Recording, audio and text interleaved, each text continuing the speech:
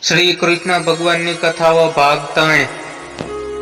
દેવકીની વાતો સાંભળી યશોદાએ કહ્યું, હે બહેન, વિલાપ ના કરીશ. હું પણ ગર્ભવતી છું.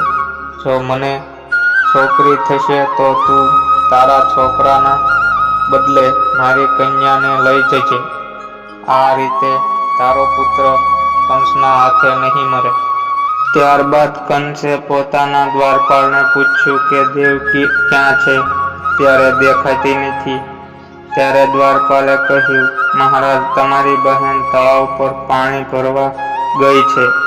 ત્યારે કંસે ગુસ્સામાં દ્વારપાળને વઢીને તેને પણ દેવકી પાછળ મોકલ્યો.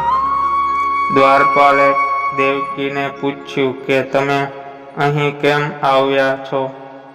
દેવકીએ કહ્યું કે મારા ઘરમાં પાણી ન હતું, તેથી હું પાણી લેવા અહીં આવી છું. આટલું કહીને તે પોતાના ઘર તરફ ચાલી નીકળી.